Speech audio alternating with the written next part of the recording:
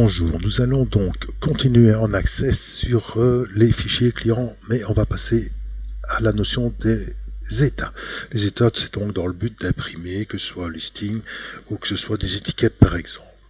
Donc vous savez tout ça dans le cours, expliqué par écrit. Donc vous repartez du fichier client 08 que vous sauvegardez sous un autre nom pour faciliter les conservation des bons fichiers.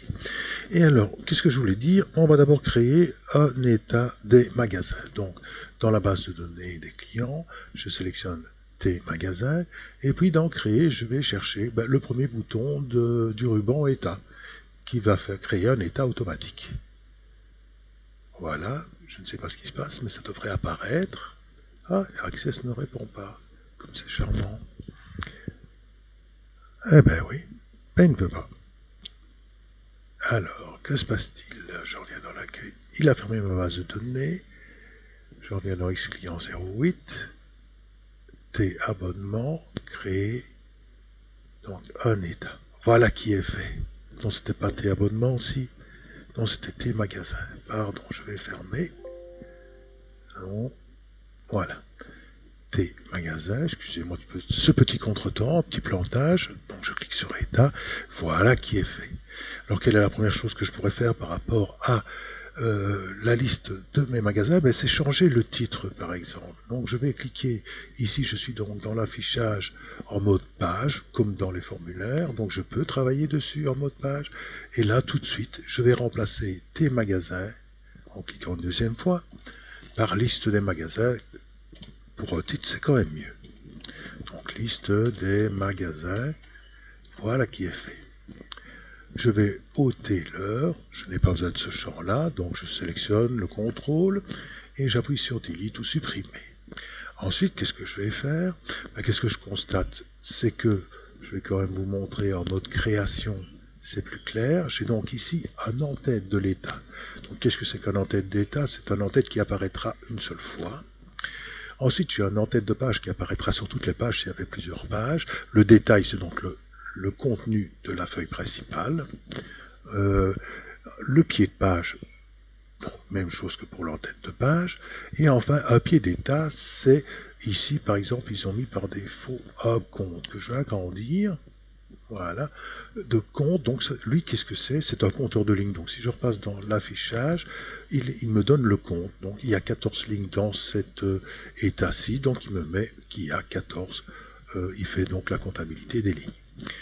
Donc je vais repasser en mode état. J'ai modifié le titre. J'ai enlevé l'heure. Et j'ai vu qu'il y avait plusieurs informations. Et j'ai vite débroussailler le contenu d'une feuille en mode création. Alors, qu'est-ce qu'il me resterait à faire par rapport à l'exercice que vous avez page 144? Ce serait de d'abord enregistrer cet état. Donc là, je peux cliquer droit sur l'onglet et dire enregistrer et remplacer le T par un E puisque c'est la convention d'écriture. Voilà, je valide avec Enter. Maintenant, il apparaît dans la liste des états. Qu'est-ce que je pourrais encore faire d'autre?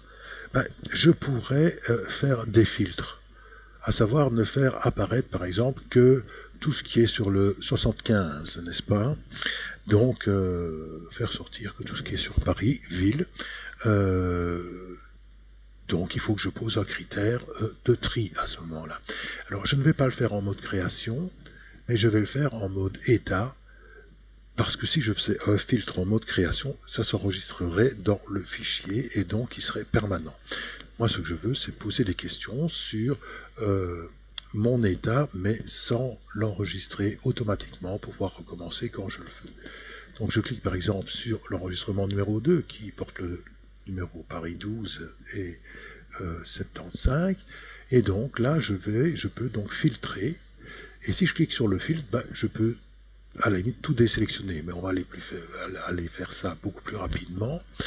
Et je ne vais pas passer par là, mais je vais passer sur sélection, filtre sur sélection, et dire égal à 75, tout simplement. À ce moment-là, il ne ressort que 3 enregistrements. D'accord? Donc si je dis activer, désactiver le filtre, maintenant je désactive le filtre.